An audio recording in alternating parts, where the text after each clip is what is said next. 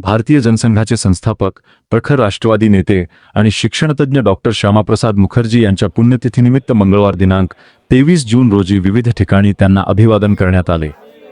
यावेळी सिन्नरच्या भाजपा मध्यवर्ती कार्यालयात सविता कोठुरकर यांच्या हस्ते त्यांच्या प्रतिमेस पुष्पहार अर्पण करून कार्यक्रमाची सुरुवात करण्यात आली।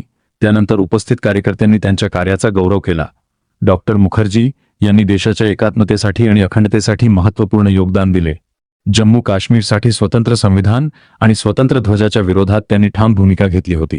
एक देशात दोन विधान, दोन प्रधान आणि दोन निशाण चालणार नाही, हा त्यांचा विचार आजही प्रेरणादायी मानला जातो। यावेळी उपस्थित मान्यवरांनी डॉक्टर मुखर्जी यांच्या जीवनकार्याचा आढावा घेत त्यांच्या राष्ट्रभक्ती, त्याग आणि देशसेवेच्या कार्याचे स्मरण केले।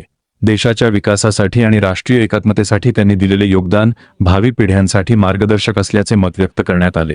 यावेळी भाजपा नेते जयंत बाबू आव्हाड, ज्येष्ठ नेते भाऊसाहेब शिंदे, ज्ञानेश्वर कुऱ्हाडे सर आदींनी व्यक्त केले। तर कार्यक्रमास सविता कोठुरकर, संदीप गुजराथी, संतोष चव्हाण, प्रियंका द्विवेदी, रुपाली काळ, संतोष चव्हाण, रवी गुजराथी, शोभा शिरसाट आदीसह विविध पदाधिकारी, कार्यकर्ते आणि नागरिक मोठ्या संख्येने उपस्थित होते। 2 मिनिटे मौन पाळून डॉक्टर श्यामाप्रसाद मुखर्जी यांना आदरांजली वाहण्यात आली। SCN न्यूज साठी आदित्य हटकर। आपल्या भारताचे तज्ञ पुरुष आणि डॉक्टर मुखर्जी यांची आज पुण्यतिथी आहे। हा त्यांचा जन्म 1909 मध्ये 6 जुलै रोजी झाला। आज त्यांनी पंडित जवाहरलाल नेहरू यांच्या कारकिर्दीत त्यांनी मंत्रिपद भूषवले। आज हे देशाचे आणि आपल्या भारतीय जनता पार्टीचे थोर पुरुष म्हणून मानले जातात। आज त्यांनी आपल्या देशासाठी त्यांचं बलिदान सर्वांनाच माहीत आहे। आज यांनी आपला भारतीय जनता पार्टी आणि संघ या पक्षांसाठी बळकटी दिली आणि आज त्यांनी आपल्या देशाचा मान उंचवली। म्हणून मी आज या डॉक्टर प्रसाद मुखर्जी यांना अभिवादन करते। थांबते। जय हिंद।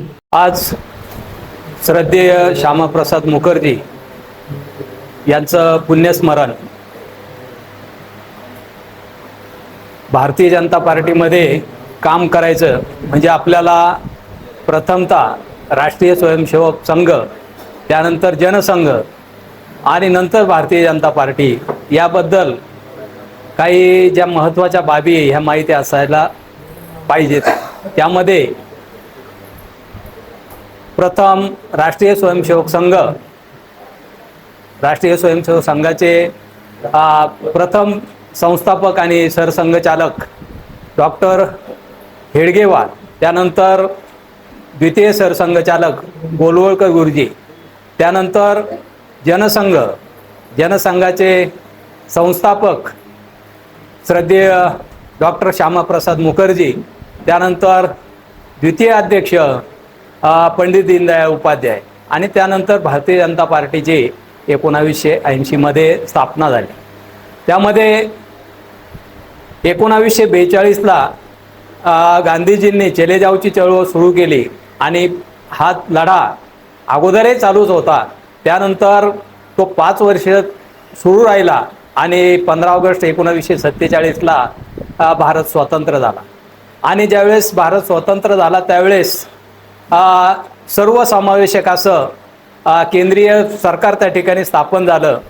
आणि ह्या देशामध्ये एक देशामध्ये 2 विधान, 2 संविधान, 2 निशान, नहीं चलेगा ही घोषणा दिली आणि राजीनामा देऊन ते नेहरूंच्या मंत्रिमंडळातून बाहेर आले। बाहेर आल्यानंतर त्यांनी जनसंघ नावाचा एक पक्ष, राष्ट्रीय पक्ष स्थापन केला आणि तो पक्ष स्थापन करत असताना देशामध्ये नेहरूंच्या सगळ्या कारकिर्दीवरती, नेहरूंच्या चुकीच्या धोरणावरती कडाडून टीका करणं आणि गावोगावामध्ये त्याच्यामध्ये प्रचार करणं, नेहरूंचं कसं चुकीचं काम चालू आहे याच्यासाठी त्यांनी प्रचंड मेहनत या देशामध्ये घेतली।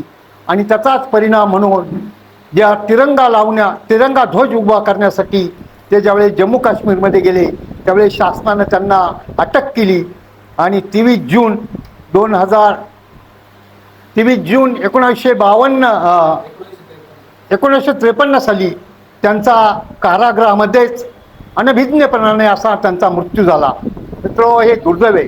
म्हणून आजचा 23 जून हा श्यामाप्रसाद मुखर्जींचा जहाँ बलिदान हुआ मुखर्जी वो कश्मीर हमारा है ही घोषणा जनसंघापासून तर आज भारतीय जनता पार्टीपर्यंत या ठिकाणी आलेली आहे.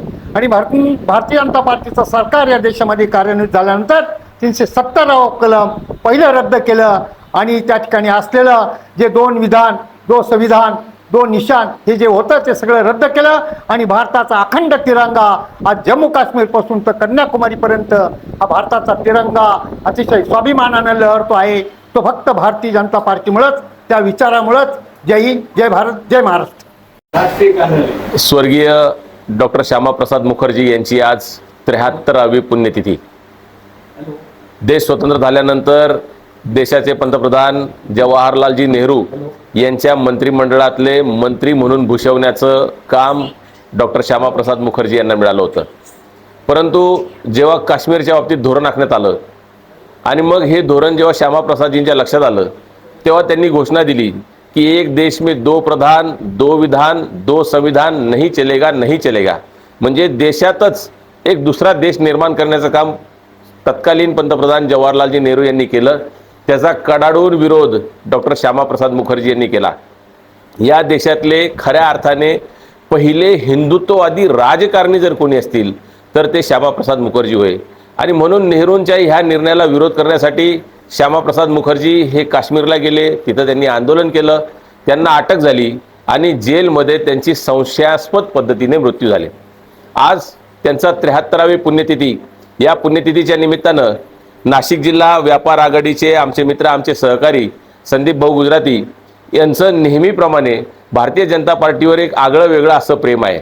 आजही त्यांनी या पुण्यतिथीच्या निमित्ताने श्यामाप्रसाद मुखर्जी यांच्या स्मरणार्थ मागच्याच वर्षी भारतीय जनता पार्टीचे नेते नरेंद्र मोदी यांच्या उपस्थितीत एक डाक तिकीट प्रकाशित करण्यात आलं होतं. आणि आजच्या ह्या पुण्यतिथीचं औचित्य साधून संदीप भाऊ गुजराती यांनी हे डाक तिकीट या ठिकाणी आणलेलं आहे.